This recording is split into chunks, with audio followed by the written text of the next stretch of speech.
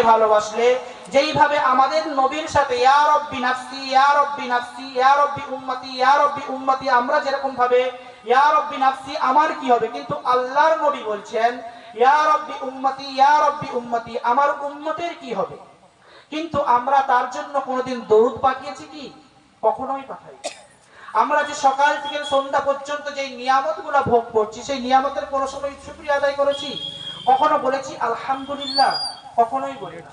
আমরা যে আজকে যে রোজা মাসটা কাটিয়ে আসলাম, যে রমজান মাসে যেরকম ভাবে ইবাদত বন্দেগী করছিলাম, সেই রমজান মাসের জন্য কোনো সময় শুকরিয়া আদায় করেছি যে আলহামদুলিল্লাহ আল্লাহ রাব্বুল আলামিন আমাকে সমস্ত কিছু রোজা রাখার তৌফিক দান করেছেন? কখনোই করি না। মানুষের সিফাত হচ্ছে ইহসান ফরামুশ। মানুষের যত ভালো করা হয়, মানুষের আল্লাহ রাব্বুল আলামিন যত সহুলত দেয়, তত কিন্তু আমরা নাফরমান করি। আমরা আল্লাহ রাব্বুল আলামিনের নাফরমান করেই থাকি।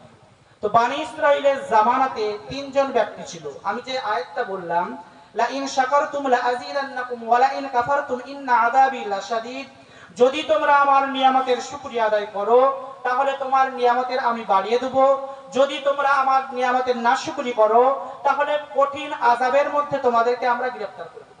আমরা তো ভালোভাবে আমরা সেহরিও যেইভাবে করেছি, ইফতারিও সেইভাবে করেছি, কিন্তু এই দুনিয়ার মধ্যে একটা দেশ এমন রয়ে গেছে তার সেহরি আছে না সে ইফতার আছে। আমরা কখনো তাদের জন্য চিন্তা করেছি? আমরা কখনো চিন্তা করেছি আল্লাহ রাব্বুল আলামিন আমাদের তো দোয়াটুকুনি সম্বল তাদের জন্য, সেই ফিলিস্তিনবাসীর জন্য কখনো দোয়া করেছি? কিন্তু তাদের প্রোডাক্ট আমরা ঘরে ঘরে ব্যবহার করছি। আল্লাহ রাব্বুল আলামিন আমাদেরকে এত নিয়ামতে ডুবিয়ে রাখার পরেও আমরা যে এই জমিনে চলছি, কার জমিন? আমরা যে এই দুনিয়ার মধ্যে যেই আয়েশ আরামগুলো উপভোগ করছি, এগুলা কার? তো আল্লাহ রাব্বুল আলামিনের সব কিছু আমাদেরকে দান করছেন, আমরাও উপভোগ করে যাচ্ছি, কিন্তু আমরা কখনো সেই শুকরিয়া করে বলিনি আলহামদুলিল্লাহ। তো যাই হোক, বনি ইসরাইলের জামানাতে তিনজন ব্যক্তি ছিল। একজন ব্যক্তি অন্ধ ছিল, আরেকজন ব্যক্তি পূজা ছিল, আরেকজন ব্যক্তি কুষ্ঠরোগ ছিল। এই ঘটনা শোনানো মেন মাকসাদ নয়। আমরা যে কত আরাম আয়েশে আছি, যদি আমরা এই কথাগুলো শুনে আমল করি, সমস্ত কিছু আমাদের লাভবান হবে। আর তখন আমাদের কুল্লু নাফসিন যায়িকাতুল মউতের সাথে সাথে আমাদের মউতটাও ভালোভাবে যাবে।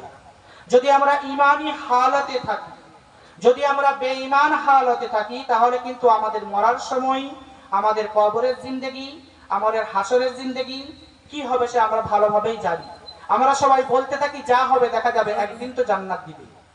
কিন্তু মহতারাম বুজুর্গ দোস্ত মুসল্লি ভাই সকল, আল্লাহ রাব্বুল আলামিন আমাদেরকে যেই নিয়ামত দিয়েছেন, সেই নিয়ামত যদি আমরা শুকরিয়া আদায় না করি তাহলে আমাদেরকে আযাবের মধ্যে গ্রেফতার করবে। আমরা পেরেশান হালে থাকি, এত ইনকাম করার পরেও আমাদের পেরেশান হাল কাটতেই যায় না। কেননা আমাদের বাড়িতে রহমত নাই, আমাদের ঘরে রহমত নাই, আমরা দিনদার ভাবে চলি নাই, আমরা কবরের চিন্তা করি নাই, আমরা হাসরের চিন্তা করি নাই, আমরা ফুলসিরাতের চিন্তা করি নাই। আমাদের জিন্দেগিটা রোজগার হচ্ছে, কামাচ্ছি, বাস খরচা করে দিচ্ছি। আল্লাহ রাব্বুল আলামিনের দরবারে যখন আমাদেরকে জিজ্ঞাসা করা হবে যে কোথা থেকে কামিয়েছো, কোথায় খরচা করেছো, এই প্রশ্নটার মধ্যেই দুটা প্রশ্ন জিজ্ঞাসা করবে, তারপর সমস্ত কিছু একটা একটা করে জিজ্ঞাসা করা হবে। নামাজ পড়নি কেন, রোজা রাখনি কেন, কিন্তু ইনকামের ব্যাপারটা যে কোথা থেকে রোজগার করেছো এবং কোথায় খরচা করেছো। তো আমরা নিয়ামত পাচ্ছি, আমরা শুকরিয়া আদায় না করে আমরা উড়িয়ে দিচ্ছি। কিন্তু কাল কিয়ামতের ময়দানে যখন আমাকে আপনাকে জবাবদিহি করতে হবে, তখন কিন্তু আমি আপনি পেরেশান হালে পড়ে যাব। আব্দুর রহমান বিন আউফ রাদিয়াল্লাহু আনহু তিনি হুজুরে পাক সাল্লাল্লাহু আলাইহি ওয়াসাল্লামের 500 বছর পরে জান্নাতে গেছেন। কেন? তিনি যেই সম্পদগুলা তিনার কাছে ছিলেন, তিনি সেই সম্পদের হিসাব দিচ্ছিলেন আল্লাহ রাব্বুল আলামিনের কাছে। তখন হুজুরে পাক সাল্লাল্লাহু আলাইহি ওয়াসাল্লাম বলছেন, হে আব্দুর রহমান তুমি এতক্ষণ কোথায় ছিলে? তখন বলছে, ইয়া রাসূলুল্লাহ, ইয়া হাবিবাল্লাহ, যে আমাকে যে আল্লাহ রাব্বুল আলামিন মাল সম্পদ দিয়েছিলেন, সেই মাল সম্পদগুলা আমি আপনার রাস্তায় ব্যয় করেছি। কিন্তু আমাকে আল্লাহ রাব্বুল আলামিন হিসাব নিচ্ছিলেন, আমি হিসাব দিচ্ছিলাম। তো আমি আপনি চিন্তা করে দেখি যে আমাদের মাল সম্পদগুলা কোথায় খরচা করছি, কিভাবে খরচা করছি, হারাম রাস্তায় না হালাল পদ্ধতিতে। যদি আমরা হালাল পদ্ধতিতে খরচা করি তাহলেও আল্লাহ রাব্বুল আলামিন তিনি সাহাবা হয়ে আব্দুর রহমান বিন আউফ রাদিয়াল্লাহু আনহু তিনি সাহাবা হয়ে আল্লাহ রাব্বুল আলামিনের কাছে জবাবদিহি করেছেন। কিন্তু আমার আপনার হাসরের ময়দানে এই ব্যবস্থা নিয়ে কি হবে আমি আপনি কখনো চিন্তা করে দেখেছি? আমাদের জিন্দেগি সকাল হচ্ছে সন্ধ্যা হচ্ছে বাস চলে যাচ্ছে, কিন্তু সকাল থেকে সন্ধ্যা পর্যন্ত কোনো নিয়ামতের না শুকরিয়া আছে? কোনো নিয়ামতের শুকরিয়া আছে? না কোনো নামাজ আছে, না কোনো হজ আছে, না কোনো যাকাত আছে। এই সব চিন্তা ফিকির আমরা কখনোই করেছি? কখনোই করি না। শুধু আমার ফ্যামিলিটা কিভাবে যাবে, আমি আপনি যে চিন্তা করছি আমার ফ্যামিলিটা কিভাবে থাকবে আমি চলে যাওয়ার পরে, কিন্তু ওয়া উম্মিহি ওয়া আবি ওয়া সাহিবাতিহি ওয়া বানি লিকুল্লি মিরইন মিনহুম ইয়াওমাইদিন শাআনুন ইউগনি। আজকে যেই বিবির জন্যই করছেন, যেই ছেলেদের জন্যই করছেন, যেই বাচ্চাদের জন্যই করছেন, যেই মেয়ের জন্য আপনি ফজরের আজান শোনার পরেও নামাজ ছেড়ে দিয়ে রোজগার করতে যাচ্ছি, আজান শোনার পরেও রোজগার করছি নামাজ না পড়ে, আমি আপনি নিজের হালাল পদ্ধতিতে রোজগার না করে হারাম পদ্ধতিতে রোজগার করছি, তাহলে আমি আপনি কখনো চিন্তা করে দেখেছি যে তারা কাল কিয়ামতের ময়দানে আমার সাথ দিবে না? আপনি আপনার বিবির কাছে যাবে তখন সে বলে দিবে আমি আপনাকে চিনি না, লা আদরি, আমি আপনাকে চিনি না। আপনি আপনার ছেলের কাছে যাবে, যে ছেলের জন্য এত কষ্ট করেছেন, সেই ছেলেও বলবে লা আদরি, আমি আপনাকে চিনি না। সেই মেয়ের কাছে যাবে, সেই মেয়েও আপনাকে বলবে লা আদরি, আমি আপনি চিনি না। তাহলে চিন্তা করে দেখেন, যাদের জন্য আমি আপনি নামাজ ছেড়ে দিচ্ছি, যাদের জন্য হালাল পদ্ধতিতে কামানো ছেড়ে দিচ্ছি, যাদের জন্য আমি হারাম দিকে যাচ্ছি, যাদের জন্য আমি জুয়া খেলছি, যাদের জন্য আমি শরাব পান করছি, তারা কি আমার কবরে কখনো যে হিসাব দিবে? আমি আপনি কখনো এটাই ভাবি না। আমি আপনি শুধু ভেবেছি যে আমার সংসার কিভাবে চলবে, আমার তারাক্কি কিভাবে হবে, যার কাছে যত মাল থাকবে তাকে তত হিসাব দিতে হবে। তো বানী ইসরাইলের জামানাতে তিনজন ব্যক্তি ছিল। তো তিনজন ব্যক্তি আল্লাহ রাব্বুল আলামিন জিবরিল আমিনকে দিয়ে একটা জিনিস চিন্তা করে দেখবেন, মানুষ যখন কষ্টে থাকে তখন হচ্ছে আল্লাহ রাব্বুল আলামিনকে খুব ডাকতে স্মরণ করে, খুব ডাকাডাকি করে। আর যখন মানুষের হাল যখন ফিরে যায় তখন সে আর মানুষকে মানুষ বলে মনে করে না। সে তখন মনে করে যে আমি কি ছিলাম, কি হলাম। তাহলে সেই ব্যক্তি তিনজন খুব আল্লাহ রাব্বুল আলামিনের কাছে ফরিয়াদ করতে লাগলো যে আল্লাহ রাব্বুল আলামিন, আমরা দুনিয়ার বুকে খুব কষ্ট ভাবে আছি।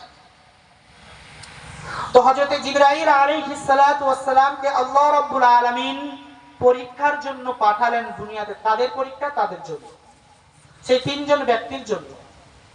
সেই তিনজন ব্যক্তি প্রথমে তিনি কুষ্ঠ রোগীর কাছে গেছে, একটা মুসাফির হালতে, যে বলছে যে আপনি কেমন হালতে আছেন?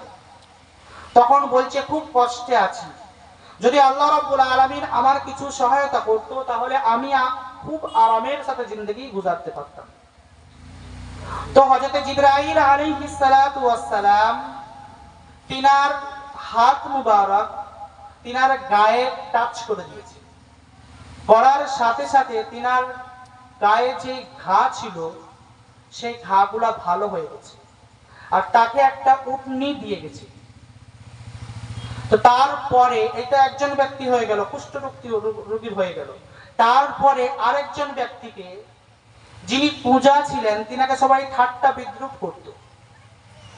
তো তিনার কাছে এই অবস্থায় একই পেশ এসেছে, তিনাকে একটা গাই গরু দিয়ে গেছে, তিনিও ভালো হয়ে গেছে। তারপরে লাস্টে সেই অন্ধ ব্যক্তিটার কাছে গিয়ে বলছে, ভাই তুমি কেমন আছো?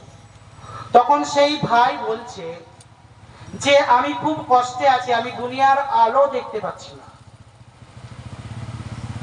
তখন সেই ব্যক্তিটা খুব আল্লাহ রাব্বুল আলামিনের কাছে ফরিয়াদ করে বলতে থাকছে যে যদি আমাকে আল্লাহ চোখ দেয় তাহলে আমি খুব খুশি হতাম। তো হযরত জিবরাইল আলাইহিস সালাতু ওয়াস সালাম সেই ব্যক্তিটার চোখে হাত দিয়ে দিয়েছে এবং চোখও ভালো হয়ে গেছে, তাকে একটা ছাগল দিয়েছে।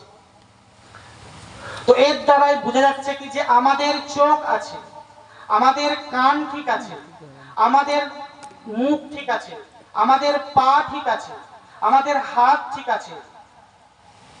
উনি হুজুর এখনই বলে গেলেন যে ওয়ালাকাদ যারানা লিজাহান্নামা কাসীরাম মিনাল জিন্নি ওয়াল ইনসি লাহুম কুলুবুন লা ইয়াফকাহুনা বিহা, যাদের দিল থাকা সত্ত্বেও তারা ভালো কিছু শুনলো না, তার দ্বারা ভালো কিছু বুঝলো না। ওয়ালাহুম আ'ইনুল লা ইবসিরুনা বিহা, যাদের চোখ থাকা সত্ত্বেও তারা ভালো কিছু চোখে দেখলো না। ওয়ালাহুম আযানুল লা ইয়াসমাউনা বিহা, যাদের কান থাকা সত্ত্বেও তারা ভালো কিছু দেখলো না, শুনলো না। বাল হুম আযাল উলাইকা হুমুল গাফিলুন, তাদেরকে চতুর্থ পাই গবাদি পশুর সাথে তুলনা করা হলো।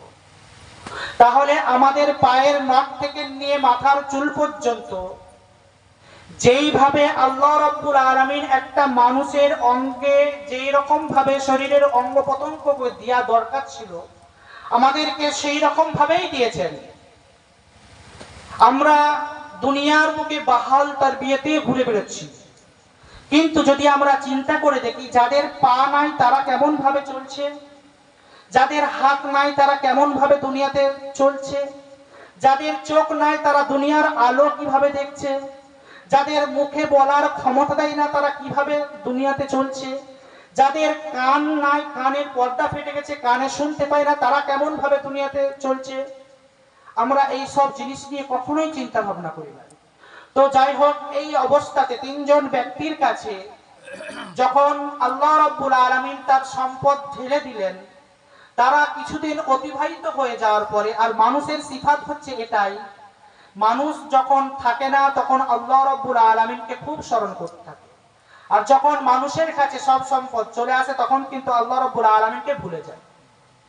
তো আল্লাহ রাব্বুল আলামিনকে তখন তারা ভুলে গেছে, তারা দুনিয়ার মহব্বতে পড়ে, দুনিয়ার দিকে পড়ে, দুনিয়ার লোভ লালসাতে পড়ে তারা কিন্তু আল্লাহ রাব্বুল আলামিনকে ভুলে গেছে।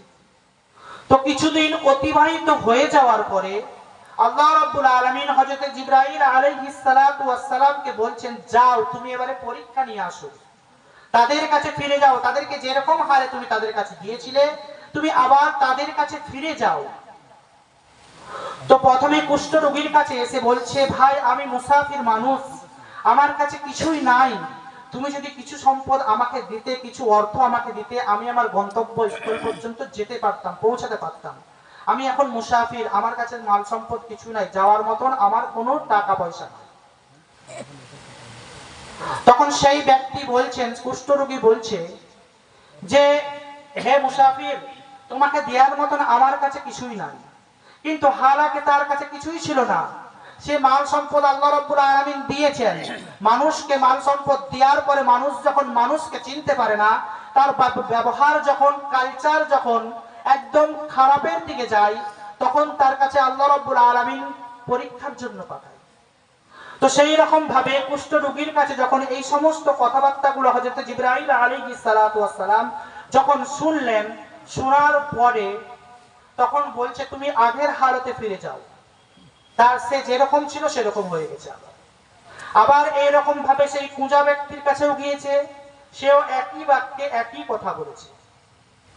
তো আল্লাহ রাব্বুল আলামিন জিবরিল আমিনের সেই পরীক্ষা নিচ্ছে, এবং আল্লাহ রাব্বুল আলামিন জানেন, তো উনি তো সবই জানেন যে কে পরীক্ষায় পাস করবে কে করবে না। সেই কুঁজা ব্যক্তি একই কথা বলেছে, সেও আগের হালতে ফিরে গেছে। তো লাস্টে যার চোখ ছিল না তার কাছে যখন গিয়ে তার ফরিয়াদ পেশ করছে যে হে আল্লাহর বান্দা, আমার এই অবস্থা হয়েছে, আমাকে তুমি যদি কিছু দিতে তাহলে আমি আমার বাড়ি পর্যন্ত পৌঁছাতে পারতাম। তো আল্লাহ রাব্বুল আলামিনের কি ইশারা, সেই ব্যক্তি দুনিয়ার আলো দেখেছে, সেই ব্যক্তি দেখার পরে সেই ব্যক্তি ঈমান নিয়ে এসেছে, এবং তারপরে সেই হযরত জিবরাইল আলাইহিস সালাতু ওয়াস সালামকে বলছেন যে হে আল্লাহর বান্দা, এই মাল সম্পদ আমার কাছে ছিল না, এই মাল সম্পদ একজন ব্যক্তি দিয়ে গেছেন, তো তোমার যা লাগে তুমি তাই নিয়ে যাও, আমি তার জন্যই অপেক্ষা করছি। তো এই ঘটনার দ্বারা আমরা কি বুঝতে পারলাম যে আমাদের নিয়ামত কতটা শুকরিয়া আদায় করব, আমরা নিয়ামতের কতটা শুকরিয়া আদায় করছি এবং করছি না। যদি আমরা ভালোভাবে নিয়ামতের শুকরিয়া আদায় করি তাহলে আমরা লাভবান হব, আর যদি আমরা শুকরিয়া আদায় না করি তাহলে আমাদের জিন্দগিতে পেরেশান হালে ঘুরতে থাকবে, আমাদের জিন্দগি থেকে পেরেশান হালই যাবে না। ওয়াল আসরি ইন্নাল ইনসানা লাফি খুসর ইল্লাল্লাযীনা আমানু ওয়া আমিলুস সালিহাত। আল্লাহ রাব্বুল আলামিন আমাদেরকে এই ছোট্ট একটা সূরার মধ্যে সমস্ত জিনিস আমাদেরকে বুঝিয়ে দিয়েছেন এবং আমাদেরকে যেইভাবে আল্লাহ রাব্বুল আলামিন চলার কথা বলেছেন, কোরআন আমাদেরকে যেইভাবে চলতে বলেছে আমরা কিন্তু সেইভাবে চলছি না। আর আল্লাহর নবীর হাদিস, আদ-দুনিয়া সিজনুল মুমিনিন ওয়া জান্নাতুল কাফিরিন, দুনিয়াটা মুমিনের জন্য জেলখানা আর কাফেরদের জন্য জান্নাত। কিন্তু আমরা করলাম কি? আমরা এই জিন্দগিতে এসে করছি কি? আমাদের কি করণীয়? আমাদেরকে কি করা দরকার ছিল? আমাদেরকে নামাজ না পড়ার দরকার আছে, আমাদেরকে সমস্ত কিছু জিনিস থেকে বিরত রাখার দরকার আছে। আল্লাহ রাব্বুল আলামিন যেইভাবে আমাদেরকে ব্রেন দিয়েছেন, যেইভাবে আমাদেরকে সমস্ত কিছু দিয়েছেন, আমরা যদি সেইভাবে আলোচনা করে এবং কোরআন হাদিস মোতাবেক যদি আমরা চলতে পারি তাহলে আল্লাহ রাব্বুল আলামিন আমাদেরকে লাভবান করবেন।